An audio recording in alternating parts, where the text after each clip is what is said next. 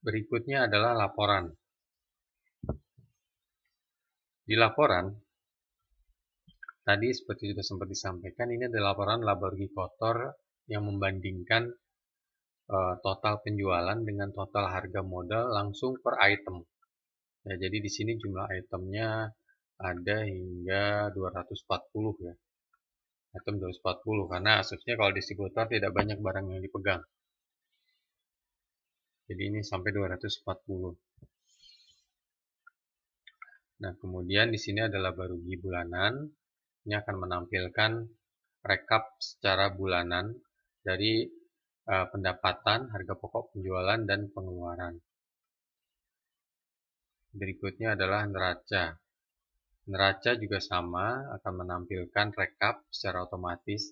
Hanya saja yang ditampilkan rekapnya adalah di tahun berjalan. Sedangkan tahun sebelumnya harus diisi manual berdasarkan saldo awal atau saldo akhir dari tahun sebelumnya.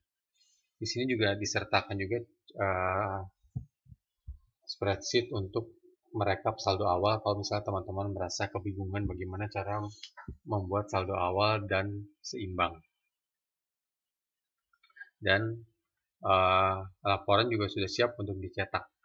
Jadi hanya perlu setup printernya, kemudian setup kemudian bisa langsung dicetak. Kecuali kalau ingin ditambahkan logo dan lain-lain, tidak ada masalah, silakan saja. Berikutnya adalah laporan arus kas. Ini juga sudah disiapkan formatnya, akan merekap secara otomatis. Dan total angka ini harusnya sama dengan saldo akhir kas kalau pencatatannya benar. Ya. Ekuitas, ini rekap modal ya, perjalanan modal, ini otomatis akan direkap juga.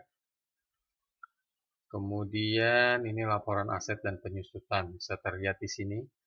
Ini akan direkap juga secara otomatis, jadi sudah tidak perlu menghitung lagi. Ini bisa di-print langsung.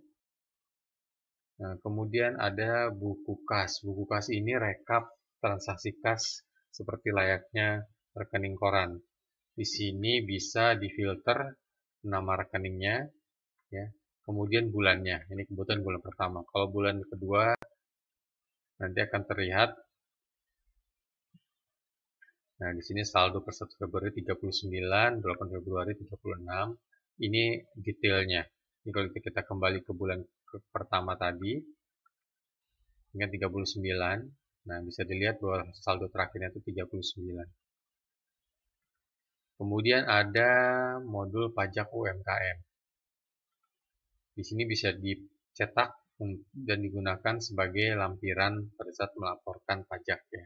Biasanya ini yang diminta. Hanya saja NPWP-nya perlu diisi dulu di sini sebelum dicetak. Kemudian di sini juga diisi kota, tanggal, dan jangan lupa nama, dan terakhir ditandatangan.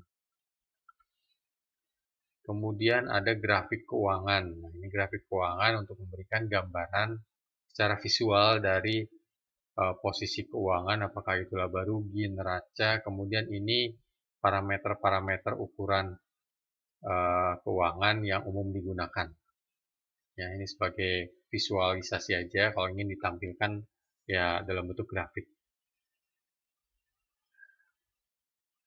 Oke, kemudian ada piutang, agen, ini tadi sudah ini juga rekap ya. Piutang pelanggan, utang supplier ini rekap.